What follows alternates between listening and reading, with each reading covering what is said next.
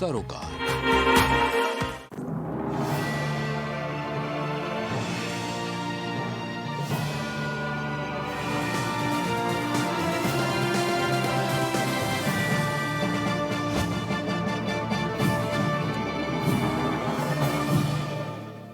नमस्कार, आप देख रहे हैं प्राइम टीवी और मैं हूं आपके साथ नंदिनी यादव। वक्त हो चुका है छत्तीसगढ़ की खबरों का रुख करते हैं खबर की ओर। बस्तर संभाग मुख्यालय जगदलपुर में छत्तीसगढ़ प्रदेश कांग्रेस कमेटी के द्वारा संभागीय सम्मेलन का आयोजन कृष्णा गार्डन धर्मपुरा जगदलपुर में किया जाना निर्धारित है, जिसमें अखिल भारतीय कांग्रेस कमेटी के महासचिव और छत्तीसगढ़ प्रभारी कुमारी शैलजा, मुख्यमंत्री भूपेश बघेल, प्रदेश कांग्रेस कमेटी के अध्यक्ष मोहन मरकाम सहित अन्य लोग उपस्थित रहेंगे। काम करने के लिए कानूनी गलत लाभदायक वोट चलाने की राजनीति। हम लोगों की सेवा करने में विश्वास रखते हैं, लेकिन ये लोग भ्रम फैलाने में विश्वास रखते हैं। कांग्रेस पार्टी ने हमेशा सच्चाई के साथ खड़े होकर लोगों का साथ दिया और चाहे बस्तर हो, यहाँ के हमारे सभी नागरिक किसी भी जाति के हों, चाहे हमारे आदिवासी साथी हैं या दूसरे जो भी, सबके लिए काम किया। और पिछले दिनों आपने देखा कि जब प्रियंका जी यहाँ पर आई थी तो उस समय कितना। कल से शुरुआत होगी, जिसमें हमारे प्रभारी आदरणीय शैलजा में माननीय मुख्यमंत्री भूपेश बघेल साहब और सभी वरिष्ठ नेता और मंत्री, हमारे संगठन के पदाधिकारी शामिल होंगे। इस सम्मेलन के माध्यम से हमारे पदाधिकारियों को रिचार्ज करके उनको दिशा निर्देश दिया जाएगा कि आने वाले दिनों में हम कैसे काम करेंगे। क्षेत्रीय राजनीतिक दल जनता कांग्रेस छत्तीसगढ़ ने बस्तर जिलाध्यक्ष नवनीत चांद और अजीत जोगी युवा मोर्चा के प्रदेश अध्यक्ष प्रदीप साहू के नेतृत्व में बस्तर के डीएमएफ फंड की बंदरबाट और 50,000 करोड़ से भी ज्यादा घोटाले पर दोषियों के विरुद्ध कार्रवाई करने के लिए ईडी को ज्ञापन सौंपा और ईडी को बस्तर आने का न्योता दिया। वहीं बस्तर इकाई अध्यक्ष नवनीत चांद और अजीत योगी, प्रदेश के अध्यक्ष प्रदीप साहू ने जोगी कांग्रेसियों के साथ राजधानी के पचपेड़ी नाका स्थित ईडी के दफ्तर में जाकर ज्ञापन सौंपते हुए शीघ्र जांच करते हुए बड़ी कार्रवाई करने की मांग कही है।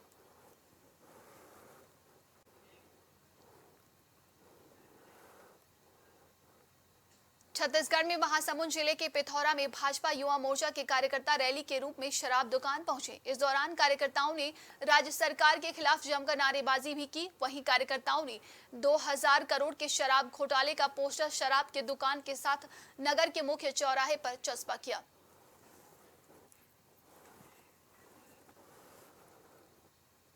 चार दिवसीय बस्तर प्रवास पर आए भारतीय जनता पार्टी के छत्तीसगढ़ प्रदेश प्रभारी ओम प्रकाश माथुर ने प्रवास के चौथे दिन बस्तर के स्थानीय पत्रकारों से मुलाकात की और आत्मीय माहौल में माथुर ने पत्रकारों का परिचय प्राप्त किया। साथ ही बस्तर के संबंध में उनसे चर्चा भी की। देखिए, शायद ओम माथुर जी को ये नहीं पता होगा कि जब 15 साल छत्तीसगढ़ में भारतीय जनता पार्टी की सरकार थे, उस समय पत्रकारों के साथ में किस तरह की हरकतें भारतीय जनता पार्टी के शासनकाल में हुई। मुझे वह दिन भी याद है कि छत्तीसगढ़ में पत्रकारों को हेलमेट पहन करके भी भारतीय जनता पार्टी के नेताओं के पास बाइक लेने जाना पड़ा। मुझे यह भी याद है कि किस तरह से दुर्दशा पत्रकारों की भारतीय जनता पार्टी के 15 साल के कार्यकाल में की गई। और मुझे यह भी याद है कि किस तरह से जब से छत्तीसगढ़ में भूपेश बघेल की सरकार बनी है, पत्रकार सुरक्षा कानून बनाया गया है। इस तरह से लगातार पत्रकारों को समृद्ध बनाने के लिए उनको लोन तक देने की स्कीम छत्तीसगढ़ की भूपेश बघेल सरकार ने लेकर के आया है। इस तरह से प्रदेश भर में हर जिले में पत्रकारों के लिए भवन निर्माण का जिम्मा राज्य सरकार ने उठाया।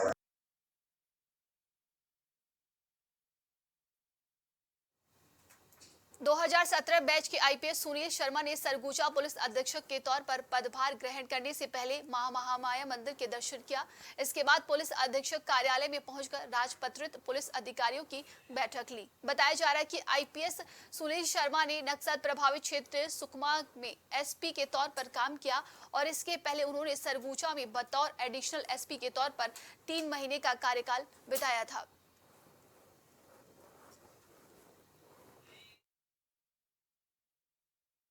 सरकार की जो मंशाएं हैं कैसे उनके अनुरूप जनता की सेवा की जा सकती है। साथ ही साथ सरगुजा की जो 8,40,000 जो जनता है यहाँ की, कैसे उनके जीवन को आसान किया जा सकता है। साथ ही साथ पुलिस के काम को कैसे इतना प्रोफेशनल किया जा सकता है कि उन जनता और पुलिस के बीच के संबंध अच्छे से अच्छे हो सकें, उस पर अभी चर्चा हुई है। और मेरी प्राथमिकता भी यही रहेगी कि किस प्रकार लोगों को कैसे उनकी हम बेहतर से बेहतर सेवाएँ दे सकें। जी, काफ़ी अंतर है। नक्सल प्रभावित क्षेत्र में जैसे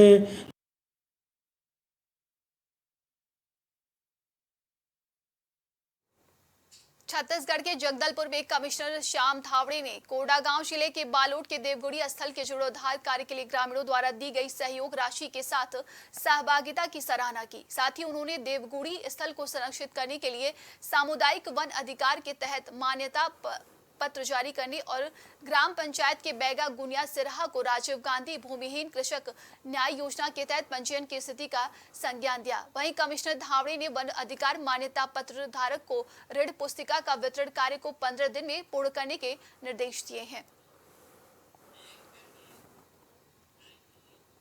छत्तीसगढ़ के जगदलपुर में कलेक्ट्रेट विजय दयाराम ने लोहांडिया गुड़ा विकास खंड के बड़ाजी में जल जीवन मिशन कार्यों का निरीक्षण किया। इस दौरान कलेक्ट्रेट विजय दयाराम ने नल जल योजना द्वारा राजू भारद्वाज के घर के सामने नल का पानी पीकर पानी की गुणवत्ता परीक्षण किया। साथ ही उन्होंने बड़ाजी को जल जीवन मिशन के तहत मॉडल ग्राम विकसित करने की बात कही।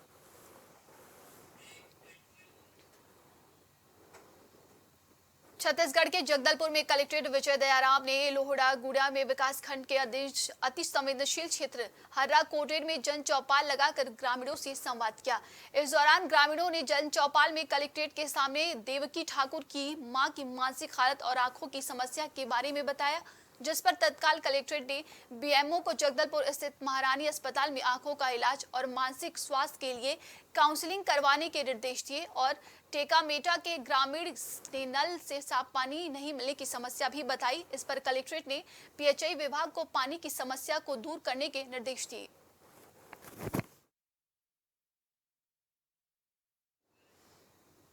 छत्तीसगढ़ में जगदलपुर के कमिश्नर श्याम धावड़े ने कोंडागांव के ग्राम ककोड़ी में निर्माणाधीन मां दंतेश्वरी मक्का प्रसंस्करण सहकारी समिति द्वारा संचालित इथेनॉल संयंत्र निर्माण कार्य का जायजा लिया। इस दौरान उन्होंने अधिकारियों को सभी तकनीकी मापदंडों का परिपालन करने का सहित गुणवत्ता सुनिश्चित करते हुए प्लांट निर्माण कार्य को निर्धारित समय सीमा पूर्ण में करने के निर्देश दिए हैं।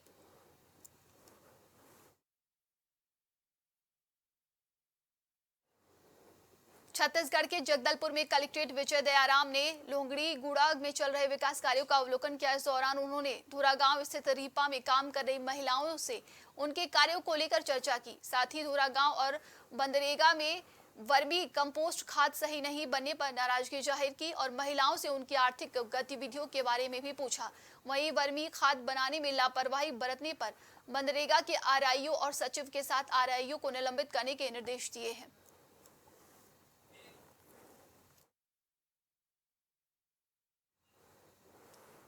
अंबिकापुर के मणिपुर थाना क्षेत्र के अंतर्गत मेडिकल कॉलेज अस्पताल के जेल वार्ड से 376 का कैदी फरार हो गया। दरअसल गोपाल रजक निवासी बिहार का रहने वाला 376 का विचाराधीन कैदी था। जिले के मनेन्द्रगढ़ जेल 30 मई को अंबिकापुर के सेंट्रल जेल लाया गया था, जिसके बाद विचाराधीन कैदी की अंबिकापुर के सेंट्रल जेल में तबियत खराब होने पर उसे अंबिकापुर के मेडिकल कॉलेज जेल में वार्ड में भर्ती कराया गया, जहां विचाराधीन कैदी का इलाज किया जा रहा था। जिसके बाद बीती रात कैदी हथकड़ी खोलकर फरार हो गया।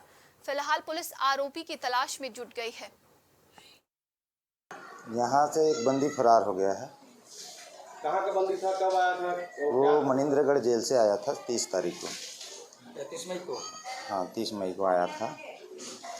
क्या विचाराधीन था वो 376 का था। क्या हुआ था कि यहाँ लाया था? वो बोला कि बवासीर है मेरे को, ऐसे करके ब्लडिंग आ रहा है, इसलिए इलाज कराने। आज के लिए छत्तीसगढ़ की खबरों में बस इतना ही। देश दुनिया की तमाम खबरों के लिए देखते रहिए प्राइम टीवी।